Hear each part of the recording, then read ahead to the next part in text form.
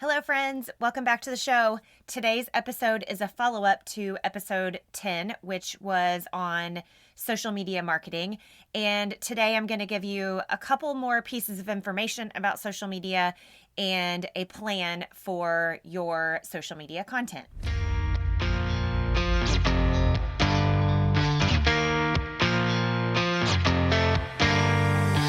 Are you an overwhelmed business owner who struggles to meet your sales goals, but you feel like you're working so hard? Hey, I'm Lindsay, a Jesus-following wife and mom of 4. I'm also an award-winning medical device sales rep turned sales and business strategist, and I'm so glad you're here.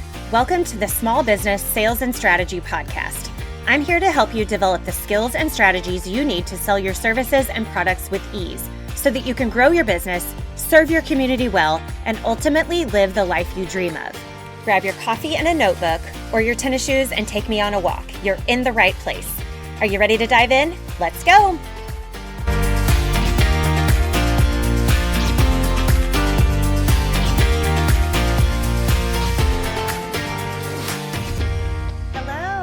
Welcome back to the show. Thank you for joining me for another episode of the Small Business Sales and Strategy Podcast.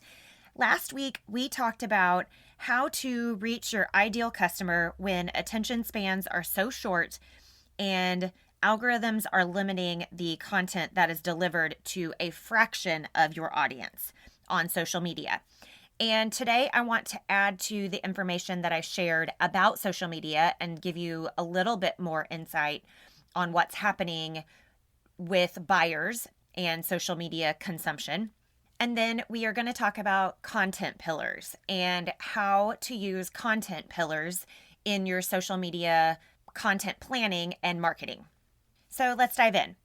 One piece of information about social media that I meant to include in last week's episode is that when people are on social media and they are consuming social media and they see ads or they see business content that is geared toward them, it takes about 7 to 9 times before they actually know, before their brain registers that the service you're providing or the product that you are providing is something tangible for them to use or hire out or obtain. And I want to give you a little bit of experience from my medical device sales and previous career. In the hearing loss industry, it is a well-known fact that it takes someone typically about 7 years from the time that they are diagnosed with hearing loss or start noticing hearing loss symptoms before they actually do something about it. Now, I don't think that that is true for every industry, but in the hearing loss world of healthcare, 7 years is the average. So think about that when we are talking about people having to see your content 7 to 9 times before they know that it's available, that your service or that your product could solve their problem. And when we think about it that way, and then we pair that with the information that I shared last time about short attention spans and the algorithm only sharing your content with a fraction of your audience, then we know that we have to continuously provide the same information over and over. And I know that that is annoying and boring on your end as a small business owner. But the combination of those 3 things, so the 7 to 9 times that they have to see your content, the short attention spans, so you need to grab their attention quickly, and the fact that they're not seeing every piece of content that you're putting out, no matter probably how often they engage with your content, they're probably not seeing every post that you're making. Those 3 things should inform how you are creating your content and what you are posting on social media.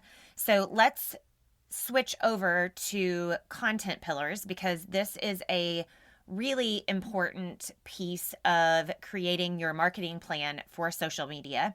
And I think that a lot of people complicate this piece of marketing. They complicate what they should be posting.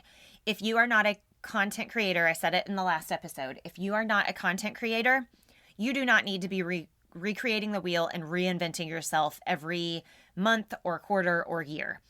If you are a small business owner and you are targeting a specific population, maybe like my girlfriend, she is targeting families who have elderly adults that are needing care. We don't need to recreate the wheel and just constantly be coming up with something new for her social media plan. And that's the same with our small business. We don't need to recreate the wheel. We just need to be consistent in the message that we are sending out so that when someone sees it in their feed, because remember, it's only being shown to a fraction of our people, of our audience, when someone sees it in their feed and they've seen it 7 to 9 times, then they start knowing that we exist and that we can help them with the problem that we are solving. So let's talk about content pillars and what they are and how to use them. Content pillars are a set of topics that your business, your company, is going to regularly talk about and create content about for social media, whether that's Facebook, Instagram, LinkedIn, Twitter, TikTok, whatever that looks like for you and your business, whatever makes sense for you. Our small business, we only use Facebook because that's where our target market lives on social media. And we don't see any business from any of the other avenues. So this is a little bit of a side note and a little off topic, but let me just give you permission that if you are not seeing business from a certain platform, that you give yourself permission to not have to worry about that platform because it's just not worth your time and energy. And we don't use vanity metrics. We're using sales as the marker for whether we are going to use a certain platform or not. Okay, I'm going to get off that soapbox because I could go on and on and on and on about that. But back to content pillars. You want to create a short list, and I mean like no more than 3 to 5 again. Create a short list of topics that you are going to post about and talk about on your social media platforms. Now, one of these typically is building trust. That is our number one topic. So we are consistently and constantly building trust with our audience and anyone that might see us in our local Facebook groups where we share our content from our business page. So building trust is a major content pillar for our own small business, and it's likely going to be a content pillar for you as well. So how do you build trust with your community, with people on the internet? For us, it was showing our face and telling our community about us and who we are and where we came from and why they should hire us. We post pictures of ourselves as the business owners, but we also try to post pictures of our employees as well so that we can build trust as an entire team. Another way to build trust is sharing reviews. So we often share our Google reviews, our Facebook reviews, and that is another way to build trust with our audience. Our second content pillar for our service business is what we offer, what we do, how we can help them. So we list out the services that we provide and we share that consistently. For my girlfriend who is in the senior service and care industry, she's going to post about what services she can provide. And like we talked about last week, underneath this content pillar can be all of the stages that she meets the people that she is targeting in. So for her, whether she has met them at the beginning stages or in the end stages where they've already found care but need to maybe change care for their parents or loved one, then she's going to post those stages that we talked about last time. And are you this person? And are you looking for this type of solution? If so, yes, here are the ways I can help you. Underneath this particular content pillar is going to be the content that you created from the last episode. If you haven't listened to that episode, go back and listen to episode 10.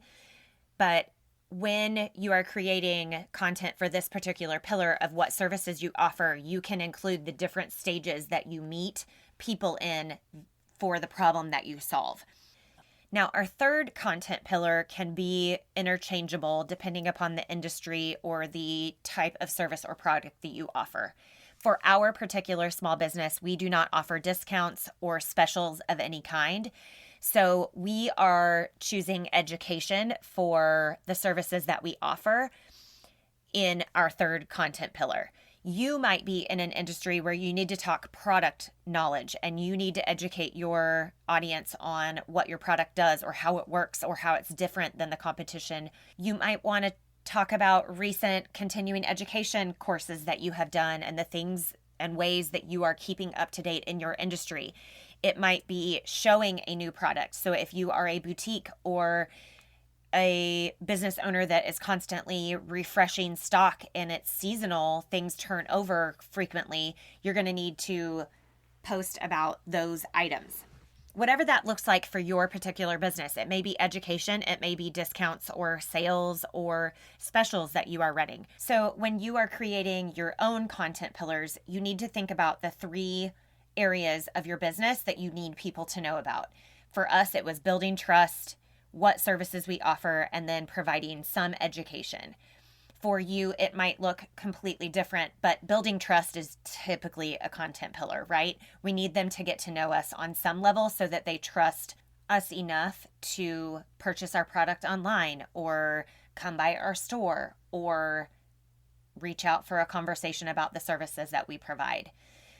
Now, when you are creating your content pillars, it's really, really easy to go way overboard in the number of content pillars that you are posting about, and that creates confusion with your potential customers. So I highly recommend that you stick with 3 content pillars. And then the way that you're going to use these is that you are going to map out your content for the week or for the month or for the quarter, maybe, and use those 3 content pillars to post about every single week and share in local Facebook groups or maybe Facebook groups that have your target market in them.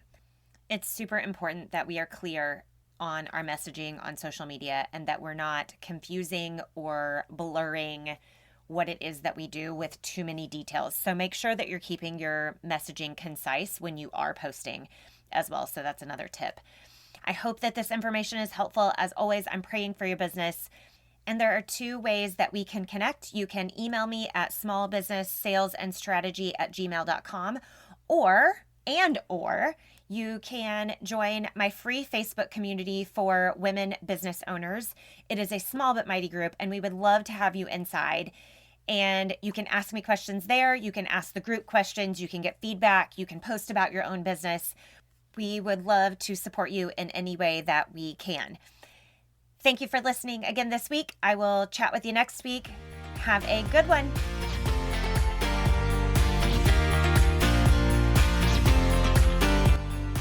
Thank you so much for hanging out with me today. I pray this episode gave you some tactical and practical ideas to implement today in your business. I would absolutely love it if you'd share this show with a friend and take 20 seconds to leave me a review. I'd also love to hear from you. So if you have questions or comments on today's episode, they are absolutely welcome. You can email me at smallbusinesssalesandstrategy@gmail.com. I'm praying for your business. Join me next time.